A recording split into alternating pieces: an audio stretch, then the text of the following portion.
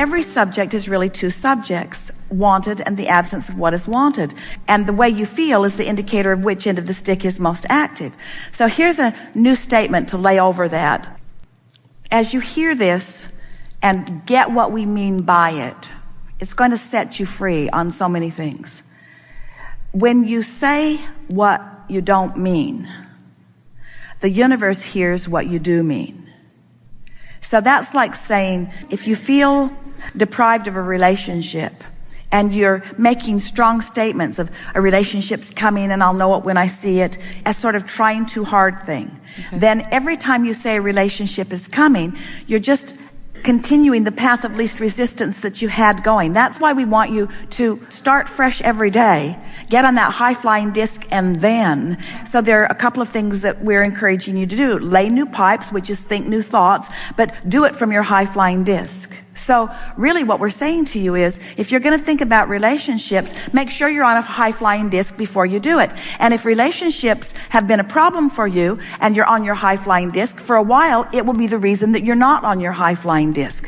Because what will happen is, as you start thinking about what it is you want to think about from this habit of vibration, this momentum that you've already got going, you won't be able to maintain that good feeling and you will know it. Did that make sense to you? Mm-hmm. Esther has begun saying to herself, because she hears this and she gets it. She wants to feel good at all costs, so to speak. If I have to not think about that, then I'm willing to not think about that to stay on my high-flying disc. How I feel is the thing that matters the most, which means some thoughts, she'll start down the path and she'll think, I've got 17 seconds. I've got 17 seconds to either commit to that or to make another decision. She said to a friend the other day, there's something I want to tell you and I have 17 seconds to do it in. So there are a combination of things that we're encouraging you to now do. Do your best to get on the high-flying disc. Do all of your affirming and laying of new pipes from that. And sort of chill out on the other subjects. Don't try so hard. Don't work so hard. Because what you're describing there is evidence of bringing to yourself the very thing that you do not want. Which means when you think about relationship, what's most active in your vibration is the relationship you don't want. Okay. For a lot of people, what's most active in their relationship is absence of a relationship. So every time they talk about it, it's like shooting themselves in the foot because they just keep grinding away at the old pipe and making a pathway of... And so think about what we said as we began here today. What you think about is causing you to carve out a path of least resistance. So you thought you were carving out a path of least resistance to a relationship that mimicked your new name. New person, new name, new relationship. But without even knowing it, you were carving out a path of least resistance that led you right to the place that you were before that you didn't want to be. Isn't that interesting?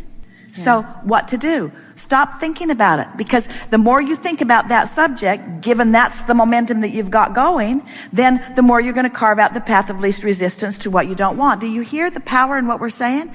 What we're really saying is stop thinking about your issues for a while, because your issues have momentum going. And every time you're thinking about the issue and trying to turn it around, you just carve out the path of least resistance or the path of more allowing to the thing that you do not want. So that's why we want you to get on the high-flying discs. That's why we want you to do things that make it easy for you to feel good.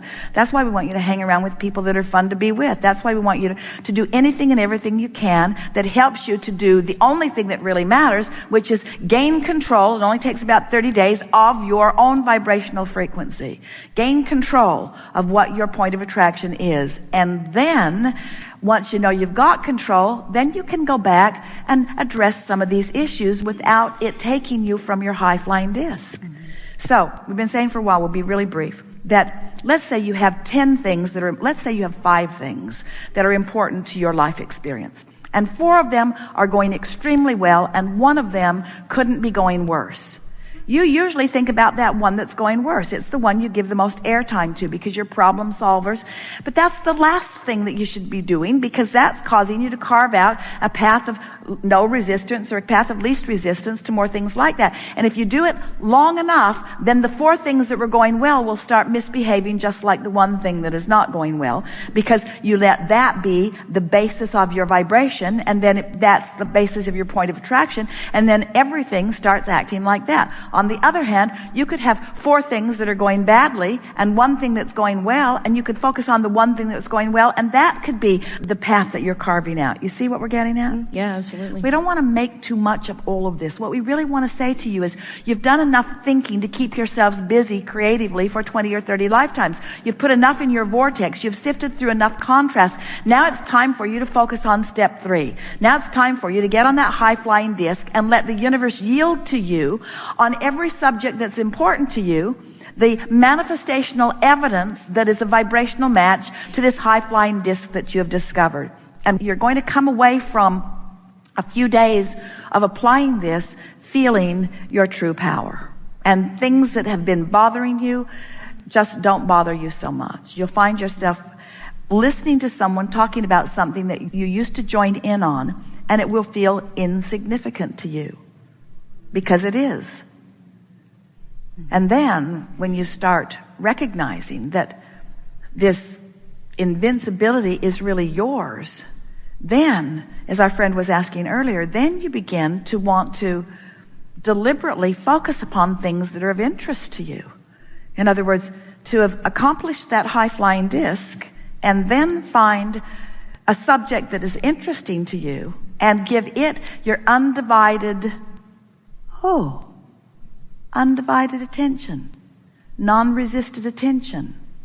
Seeing those subjects that interest you take on new shape and form and depth and breadth is the most exhilarating part of life experience. And that's what you all came for. That's what you all came for. You said, I want rich contrast that inspires big desires, and I want enough evidence to make me want to gain control of my vibration, and then I will exercise my knowledge that my point of power is right here in my present. And I will stand here practiced and ready for the awareness of all of the good things that I've attracted. Esther has been in Del Mar for a few weeks, and the other day she went to a fast food restaurant and got her favorite, we won't tell you, well we will, In-N-Out burger, and then went down to Mission Bay to eat it. And she was watching people who had gathered there for fun. There were people on jet skis, there were people on sailboats, there were people sunning, people running, people exercising, people picnicking, all manner of people all over this place. And Esther just sat in her car and enjoyed her burger and watched them, and she was feeling high and invincible. She had been practicing this for a while. She'd been feeling so good. She'd been doing everything that she could think of to put herself in that place of feeling good, and she had good feeling momentum going, really good feeling momentum going. So she's just sitting and enjoying, and then she thought, I wonder how they are feeling. And so she started looking at them with a little more purpose, and no one looked like they felt like she was feeling. And then she thought, well, they have come down here because they want to feel good. I came down here because I did feel good.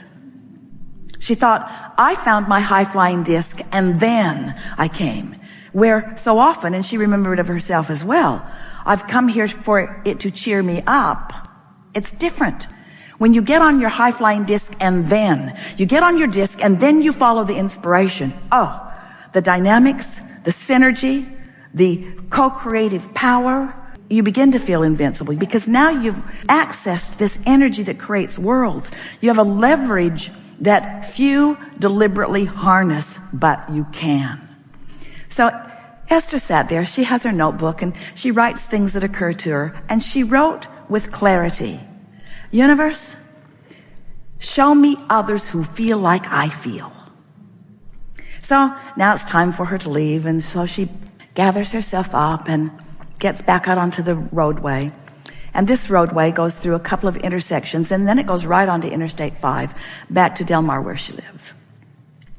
And as she crossed through the intersection, it was hard for her to get through without clogging it, because the traffic was backed up. And as soon as she got through the last intersection, she realized, there must be a problem on the freeway.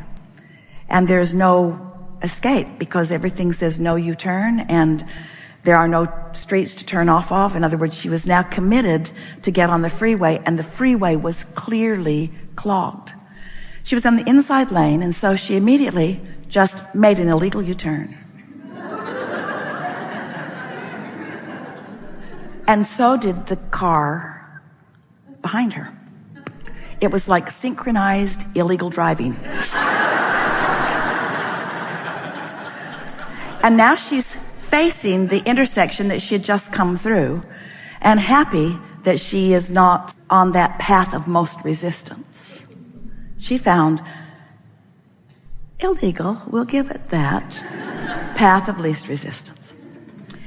The man who had been behind her, who is now in front of her because they've turned around, got out of his car, beautiful white hair, smiles that looked bigger than his head, and came to the window of her car and said, I've been driving around here for a long time, and never, ever, ever have I seen anyone follow their gut instinct with such success so quickly.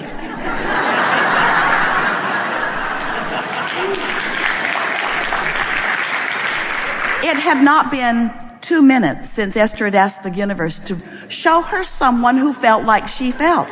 His wife was in the car, clearly not feeling that way. She didn't want him to make an illegal U-turn. Esther felt certain that he was coming. If he'd have been a generation younger, he'd have high-fived her. It was that feeling of exhilaration, that feeling of being in control of your own life, that feeling of doing what's best for you. And of course, Esther wanted to tell him so many things because she was enjoying his enthusiasm so much. She wanted to say, I do that kind of thing all the time. So, you get what we're talking about. We're talking about getting tuned in, tapped in, turned on, getting into that place where you're in such vibrational alignment with clarity and knowing and broader perspective that you access the leverage of the energy that creates worlds. And you begin to create as you've intended to create, not with your physical determination, not with struggle and stress, but by accessing this energy and pointing it toward the things that you are asking for through open pipes that you are practicing. So if you think of these spinning grid discs, let's just call it the high-flying disc. That's what you want to be on, that high-flying disc. You want to be on the high-flying disc, but sometimes things have happened that make it impossible in this moment, or improbable in this moment, for you to be on the high-flying disc. So what we are suggesting is that you do it when it's easier. Don't wait until something is manifested and has your attention, because when you're looking right at something that you do not want, there's plenty of momentum going. And there's not enough that you can do focus-wise usually in that moment that's going to change that momentum. And that's why we say, hang on, it'll be over in a little bit. After a good night's sleep, you can take another run at it. So now we would like to say to you that while you slumber, during that sleep time, you know what that is? Do you know what the real benefit of sleep is? It gives you a respite from your momentum. Because it's sort of like in that high-flying vibration. Imagine a cork bobbing up on the surface. You can hold it under the water, but when you let go of it, it's going to bob right back up to the surface. So we want you to realize that it is natural for you to feel good. It is natural for you to be in alignment. It is natural for you to be blended with all that you've become. It is natural for you to have full resonance with who you are. And it is unnatural for you to be focused upon something chronically or even all day that holds you in a feeling of a knot in your stomach because you're defying your energy. You're disallowing the full energy that is you. So, as we talk about these discs, and we encourage you to get on that high-flying disc, if when you awakened first thing in the morning, you acknowledge, ooh, I have a sort of clean slate because during the night my momentum stopped. So now I can choose a good feeling thought. If you choose something that is general, something that's not too detailed, something that feels really good, and you're able to maintain it for 17 seconds and then another, and you actually manage to lie in bed until you've crossed the 68-second mark, now you have a chance to have different momentum going today. Your point of attraction, your spinning grid, so to speak. What comes to you, it is our promise to you, will be a vibrational match to how you feel. Now, you might not make it till breakfast before something causes you to fall off that disc. You might not make it till breakfast, but you can do it again tomorrow, and you can do it again tomorrow, and you can